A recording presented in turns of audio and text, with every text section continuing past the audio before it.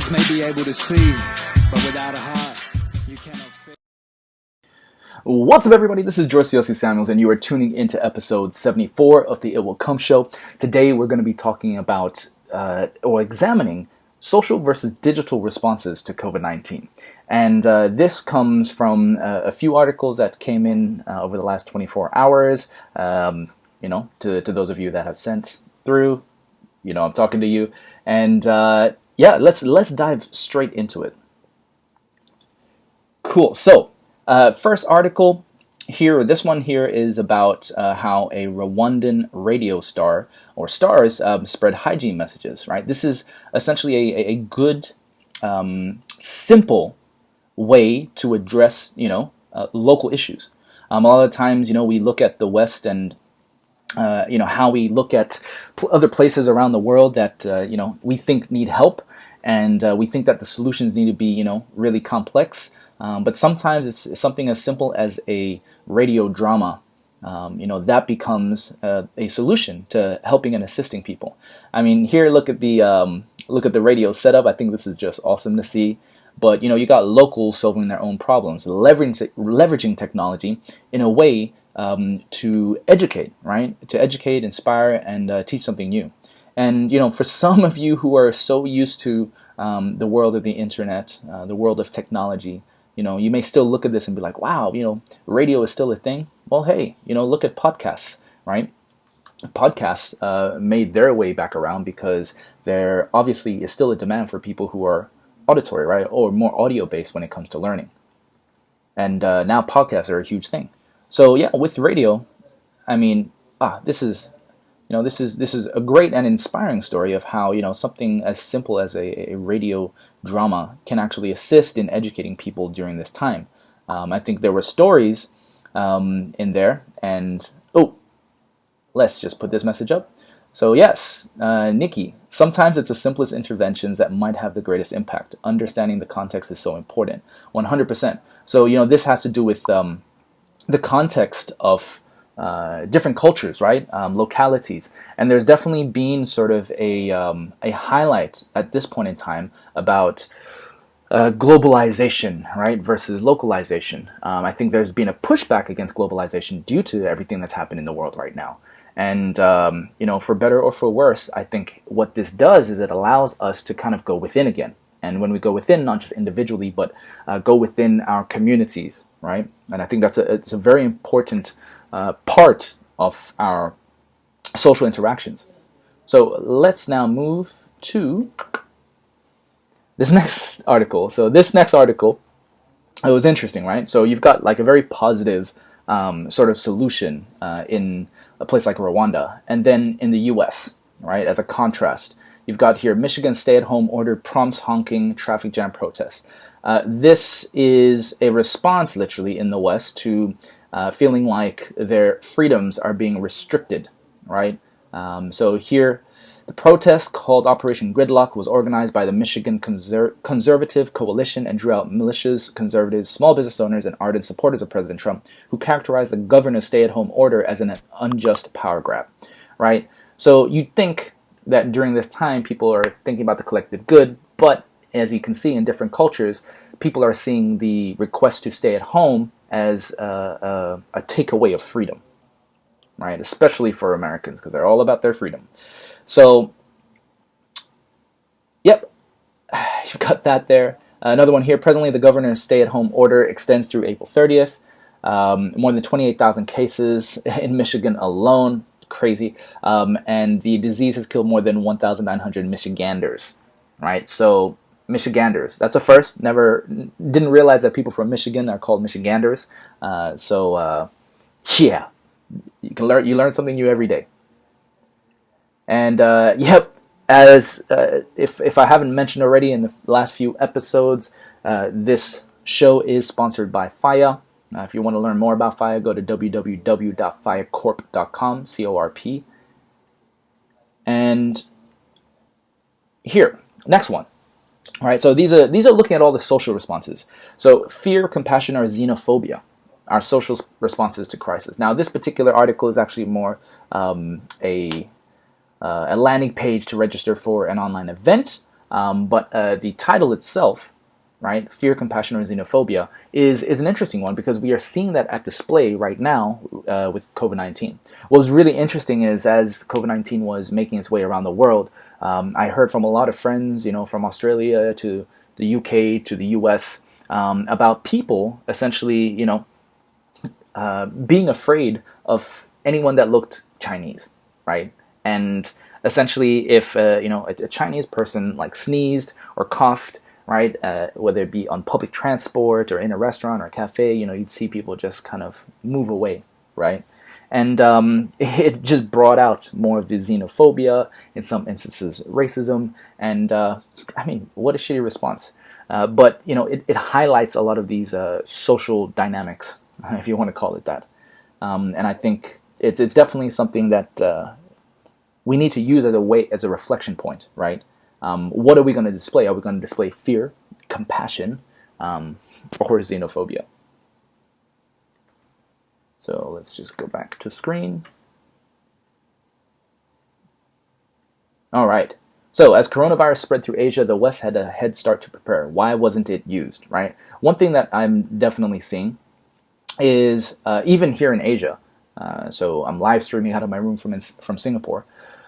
Here, it's been very interesting to see how we have almost, most, I'll say, non-Westerners, comply, have their masks on wherever they go. But for a lot of Westerners, they still go around without their masks. And, actually, sometimes I get pretty annoyed, because it's like, just do it. Like, you're not going to die if you don't put on your mask. And, but instead, the response for a lot of Westerners is like, why should I? Don't tell me what to do. I don't need to put my mask on. It's like, is it going to hurt you? No. Is it going to potentially protect other people? Yes. And you can start to see that sort of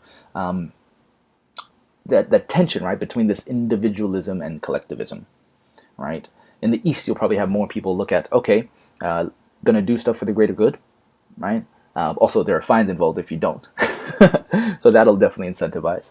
But then on the flip side, you got like, just rebelliousness. Don't impinge on my freedom. So as the situation has grown increasingly dire in the West, Asia now feels like one of the safest places in the world, right? That's for sure. I'd rather be here in Singapore than I would in the US right now. The West didn't have to go through the same cycles as Asia, where governments and public health systems had little warning of the virus and scrambled to understand it while reacting to outbursts, right? Now, if you recall, right, I remember the West was criticizing China for being very draconian in their sort of lockdown of Wuhan. And looking back now, that was probably the best decision, right? And it just goes to show how sometimes our belief systems, our ideologies, all of that can impact how we handle crises. It's very much being displayed here. And, in the West, Europe to the US, you can see the number of cases just rising as well. To be fair, though, in Singapore, we have had our cases rise too recently. But I've been definitely keeping an eye on that and reading through, and it seems to be coming from clusters of migrant workers within Singapore. So they have these like dormitory areas or zones, and before Singapore, I think, put its last like sort of border closures, there was an influx of people from Malaysia and various other places into Singapore. And so also don't know if they're getting all the messages that we are fortunate enough to get on WhatsApp or Telegram and what have you. So it's been interesting to see that. I think also there's second waves, so that's something that also the United States needs to be very aware of right now. But China got first notified in December, and they only just recently opened up their doors again, right?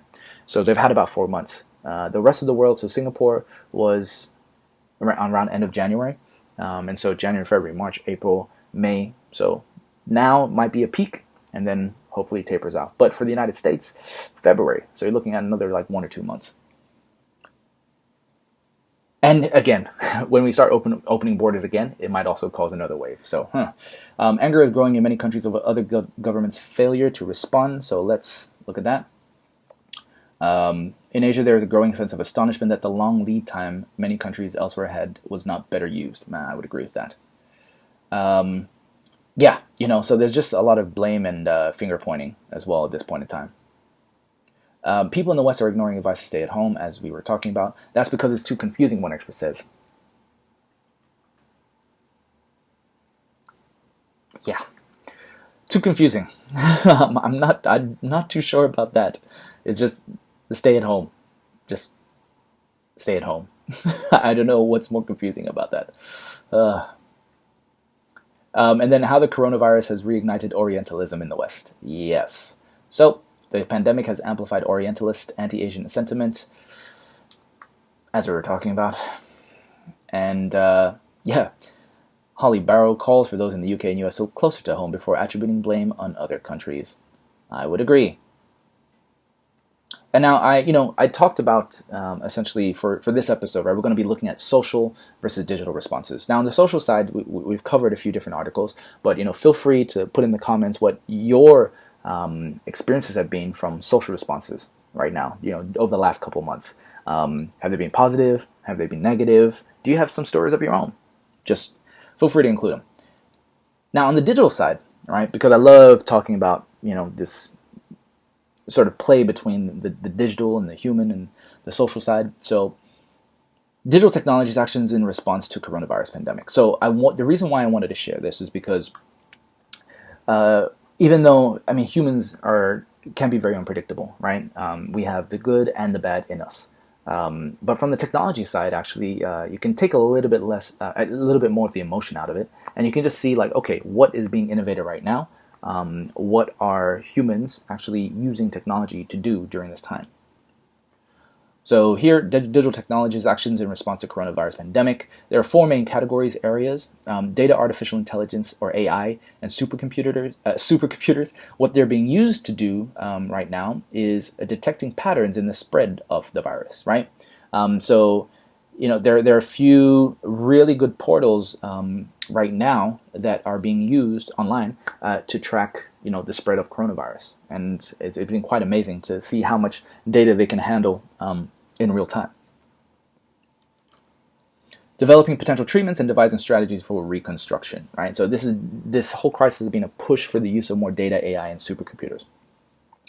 Telecoms, networks, and connectivity. So they are more vital than ever, with so much of our society confined to their homes and economy dependent on them. 100%, of course, during this time, right? You can imagine all our internet service providers or ISPs are getting a lot of traffic, right? Because everybody is working from home. And if you think about it, without the internet and technology right now, a lot of economies just would not be able to sustain itself. Luckily, we can still do home deliveries if we want to. Can still live stream like this. So even though, of course, a lot of people being put out of jobs, what you're going to see is sort of a reshuffle and movement towards the companies or the industries that do have more opportunities. Right? Nothing ever truly dies; it just changes form. So. Yeah, even here, I think there was something in Singapore recently. There was an outage. So you can see here, this was 14 hours ago. So StarHub is one of the telecommunication networks here. Yeah, so as you can see, there was a massive StarHub disruption to services, and I think it's probably just congestion, traffic. So that was pretty interesting to witness, because you think of like, oh, we just take it for granted, right? Oh, I've got internet. What if you had no internet? Really think about that. So next category, online platforms and disinformation, right? Online platforms are important sources of information activity, but above all, in times of crises, they are a vital information channel. Now, disinformation, yeah, we've already seen, right, how disinformation can be magnified too, right? From conspiracy theories to just things that are not true about what you need to be doing currently or not. An example of this being the use of masks. At the beginning, there was advice from governments to say not everybody needs to wear a mask, that really you only need a mask if you are a frontline worker in essential services, etc. But now I think that advice has been changing, because really, if you think about it, if you take on the Asian Eastern way, by putting on a mask, whether it is an N95 one or not, you do prevent the spread of unintentional coughs and sneezes and what have you, right, during this time. And it just doesn't hurt to wear it during this time.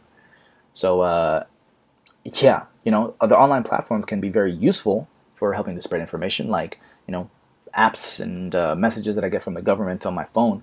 But we also need ways to actually be able to verify the truth of that information.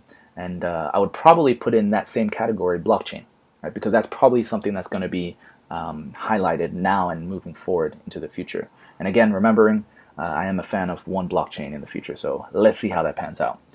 Skills, collaborative working, and creativity. So that last one, digital networks provide platforms offering a wealth of information and learning, from skill sharing and collaborative working to accessing culture and creativity online. Yeah, 100%. This actually, there's a lot of resources for companies that are essentially now sharing, for free their online courses, right? Helping people to learn. This is a great time to learn.